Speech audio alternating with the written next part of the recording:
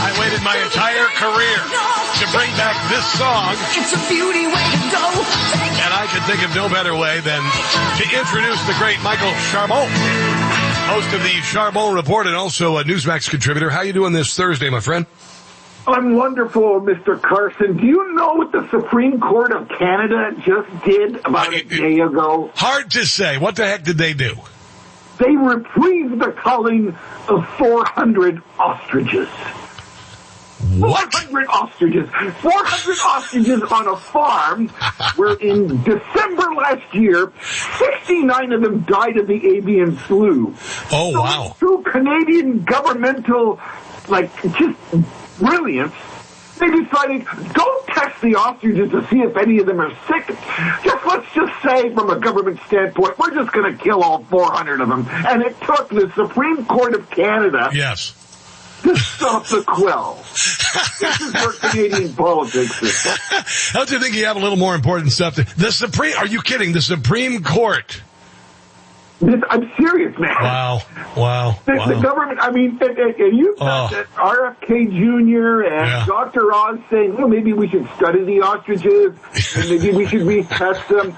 It's so interesting that we have the influence of the American medical establishment telling the Canadian RCMP that, no, please, don't kill 400 ostriches, that may be okay, and put a farmer out of work. No, it took the Supreme Court of Canada. Well, Joe Biden killed millions of chickens. Remember, this is one of the reasons why eggs went through the ceiling, is because Joe Biden insisted hundreds of millions of chickens be killed because of the avian flu here in the States. Yeah, well, you got a turkey in Washington now with Donald Trump, as far as I can see. So, I don't know. He's not a turkey. Now, you want to know some interesting thing about ostriches. Did you know that their meat is red? I've had ostrich meat, as a matter of fact. I have not had an ostrich egg, but I have had ostrich. Yeah. I prefer them on boots. That's what's good about Texas. Yeah, I'm going to tell you, the thing about, if you ever went to, I want to go to a Renaissance fair where instead of turkey legs, they have ostrich legs. That'd be kind of fun, walking around with a big old ostrich leg. It'd be like that big rack of ribs at the end of the Flintstones that turns the car over. It'd be pretty cool. Yeah, you'd be the Barney Rubble of my life. There you go. Well, let's talk a little bit about your Canadian Prime Minister endorsing the Palestinian state. I mean, honestly, they had a shot at a two-state solution, and they blew it a few times, actually. And Canada's down with it. I tell you what, why don't we just give one of the provinces to the Palestinians? If your Prime Minister is so down with it, give one of the damn provinces to create the new Palestine. What do you think? I mean, first of all, Canadians are in shock. Many Jewish groups are in shock. Yeah. But when you look at it, the United Kingdom and France and Australia, Portugal and 157 other members also endorsed this plan. I mean, this is ridiculous. What really irks me is that not one of these people are asking what happened to the $41 billion that was sent to Palestine between 1994 and 2020. If you think about this for a sec, Rob. There's 2 million Palestinians, supposedly. That includes the military. That'd be over 20 grand for each one of them. Let's just understand what happened, right? I mean, the UN put $4.5 billion in 2020 alone, plus $600 million. Where did all that money go? Into tunnels and munitions. And now that we're all going to sit hands and hold hands and say their mistake. Thank you, I'm going to say, for Giorgia Meloni. That's the Prime Minister of Italy. This woman, she's got more cogliones than all these other guys. And I'm going to tell you, there's Antifa riots going on now with Palestinians and Antifa that are starting to destroy parts of Italy because they're offended that Italy didn't support the Palestinian state. I mean, well, I'm hoping that Giorgia Meloni kicks a little ass over there, because this is getting a little bit of nonsensical. Over here in the United States, Donald Trump declared Antifa a terrorist group, and then he's doing a number of different things to go. Trump signs an executive order dismantling domestic terrorism networks. Now, these are obviously very clearly happening in this country, very clearly happening around the country. I'm sure very clearly happening in Canada as well. So at least Donald Trump is doing something about it, and I'm hoping that this means a serious beatdown by law enforcement enforcement of these little jerks wearing masks and burning courthouses and whatnot. But they've risen up over in Italy. I have a feeling that's not going to be very short. That's going to be short-lived.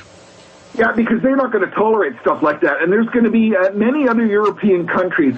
Although some people didn't like what Trump had to say at the UN, finally someone stood up and called it the way it is. Yeah, the only people who didn't like it, Michael, the only people who didn't like Donald Trump's speech were the people sitting in that room, not the people that they rule over. That was a speech to the people of the world who are yearning for freedom and faith, and there's nothing stopping MAGA going worldwide. Yeah, and I mean, the unfortunate circumstance of the assassination, and I use the word assassination, of Kirk, has motivated many other people to say, this is it. I'm sick and tired, because a lot of conservatives kind of look at the liberal perspective as being a bunch of loons, so you can't have a discussion with. You can't even start to bring up facts because they start lying and start quoting Rachel Maddow's gospel, and you're kind of going, give me a break. What he did, and I love the way you coined a wonderful phrase about Rachel Madcow, and I have many people who come up to me and say, I've listened to Carson and he says Madcow. I said, yes. Yeah. Yes. She's got a virus. She's got a virus. I don't know what the hell. And she's so inconsequential at this point. She does one show a week now. She gets paid millions of dollars to do one show a week. And honestly, it's remarkable. Like I've been saying, the loudest voices on the left are the least heard. You saw with Jimmy Kimmel. Jimmy Kimmel, one of the loudest voices on the left. Nobody's watching his show. What did you think of his apology? What did you think of his? It wasn't an apology. It wasn't an apology. 9 million people watching his show. Here's the problem, Michael. He has taken the opportunity of his own volition to turn the Tonight Show into an editorial on his politics, and that is not what it's there for. And consequently, I don't think he's going to be around. He's not going to get his contract renewed. He's still not being picked up. I don't think Sinclair has carried his shows yet. No. And I think he's, he may have gotten a little fluffing by this incident, which was not brave and also not caused by Donald Trump, but it's going to be very short-lived. Well, I think it was very bold of those stations, both Sinclair and Nexstar, to say that they're not going to do it. And even after, he never said sorry. He never said the word sorry. It seemed like he was heartfelt. I don't think that he was faking it. But the unfortunate reality is after he says his little monologue in a slightly teary-eyed response, which again I believe was genuine, he went right back to it. Yeah, I know. It wasn't. It wasn't. And you just exposed yourself, by the way. As a Canadian, you said sorry instead of sorry. I just wanted to point that out. You sound like Alex Trebek, for crying out loud. Oh, my God. Michael, Queen's English. Come on, give me a break. The Queen's English. Are you saying you're a queen? Okay, Michael Charbon, I want you to hold on. We're going to take a break and come back. This is the Rob Carson Show.